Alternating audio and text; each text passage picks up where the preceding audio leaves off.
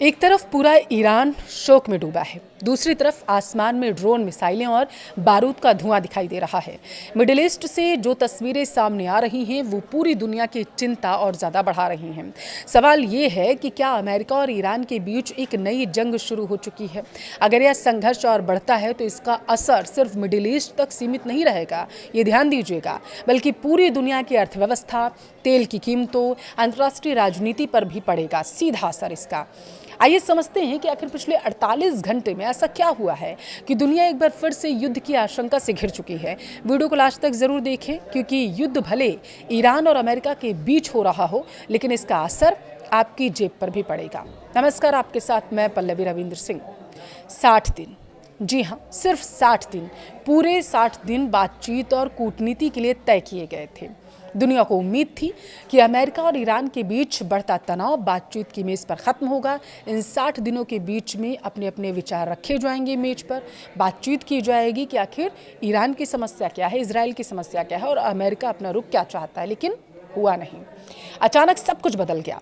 America ने Iran पर हमला कर दिया और अब ईरान की धरती पर हर तरफ सिर्फ धुआं, मलबा, चीख पुकार है। कई शहरों में तबाही के मंजर भी देखे गए। लोग अपने लोगों को खो चुके हैं। पूरा मिडिल ईस्ट इस वक्त एक बार फिर से युद्ध की दहलीज पर, युद्ध के मुहाने पर खड़ा हो चुका है। सबसे बड़ा सवाल यही है कि क्या मिडिल ईस्ट फिर से युद्ध की आग में जलने वाला है? देखिए, रिपोर्ट्स के मुताबिक अमेरिका ने ईरान के कई इलाकों में सैन्य कार्रवाई की। ईरान के स्वास्थ्य मंत्रालय का दावा है कि इन हमलों में अभी तक लगभग 20 से ज़्यादा लोगों की जान गई है, सैकड़ों लोग घायल हैं। ईरान का आरोप है कि हमले उसके 5 प्रांतों में किए गए। वहीं अमेरिका की ओर से इन कार्रवाइयों को सुरक्षा हितों से जुड़ा कदम बताया गया। लेकिन इसके बाद ईरान ने भी जवाबी कार्रवाई करना शुरू कर दिया। ईरानी सेना और इस्लामिक रेवोल्यूशनरी गार्ड कॉर्प्स यानी कि IRGC ने दावा किया है कि उन्होंने खाड़ी क्षेत्र में स्थित अमेरिकी सैन्य ठिकानों और रणनीतिक प्रतिष्ठानों को निशाना बनाते हुए बड़े पैमाने पर ड्रोन से हमले किए। IRGC ने साफ चेतावनी दी है कि अगर अमेरिका ने दोबारा हमला किया तो उसके सैन्य ठिकानों पर भी बड़े हमले किए जाएंगे, वो भी इतने घातक कि अमेरिका सोच में पड़ जाएगा। यानी अब दोनों देशों के बीच तनाव सिर्फ बयानबाजी तक सीमित नहीं है। ईरान के राष्ट्रपति मसूद पेजेश्कियन ने बेहद कड़ा बयान देते हुए कहा है, अमेरिकी राष्ट्रपति डोनाल्ड ट्रंप के हाथ बच्चों के खून से सन चुके हैं। यह बयान दिखाता है कि दोनों देशों के बीच तनाव किस तरीके से, किस स्तर पर पहुंचता हुआ नजर आ रहा है। अब बात करते हैं उस जगह के जिसका नाम इन दिनों सबसे ज़्यादा लिया गया, वो है स्ट्रेट ऑफ हॉर्मुज। यह दुनिया के सबसे महत्वपूर्ण समुद्री मार्गों में से ऐसा लग रहा है कि इस युद्ध में एक बन चुका है। दुनिया के कुल तेल व्यापार का बड़ा हिस्सा इसी रास्ते से क्योंकि होकर गुजरता है।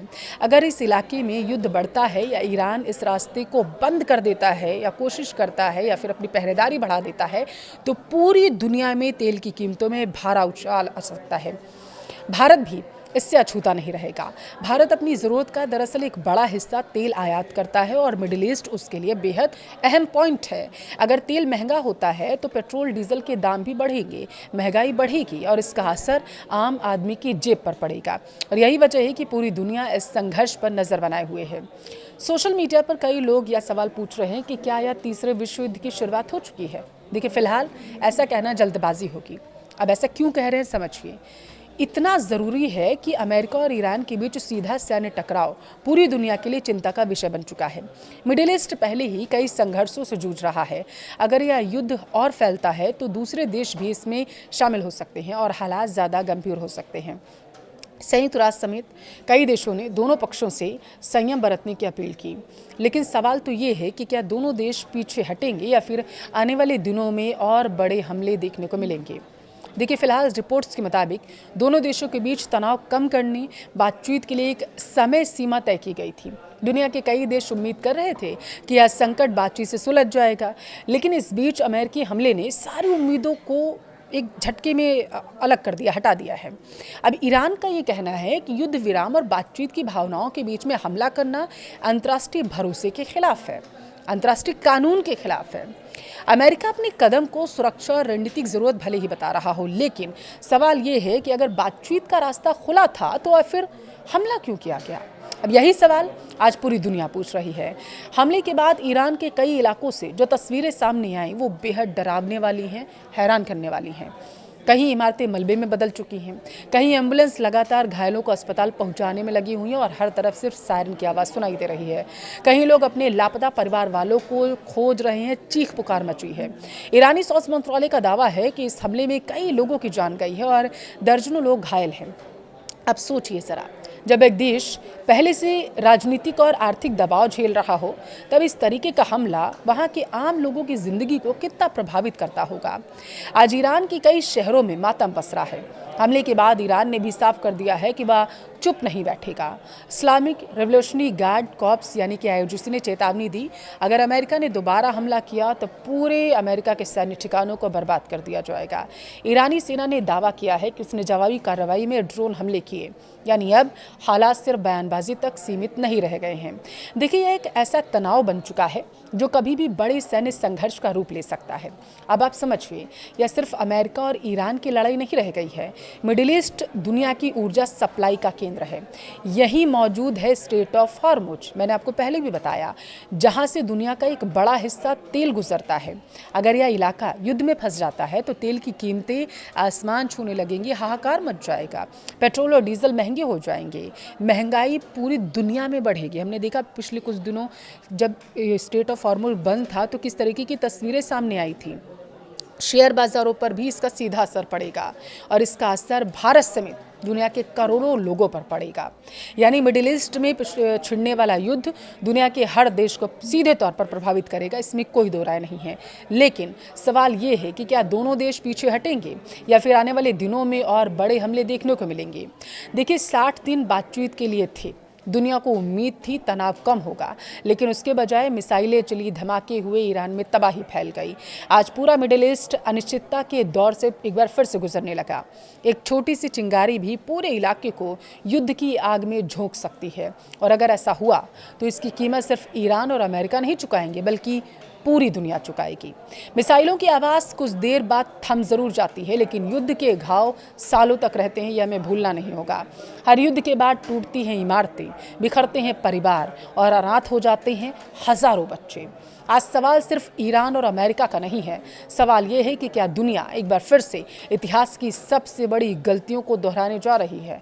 क्योंकि अमेरिका ने जुलाई 2026 में ईरान पर बड़े पैमाने पर हमला किया था और अब सवाल उठ रहा है कि आखिर कितना नुकसान हुआ, किन जगहों को निशाना बनाया गया और क्या संघर्ष अब एक बड़े युद्ध में बदल सकता है।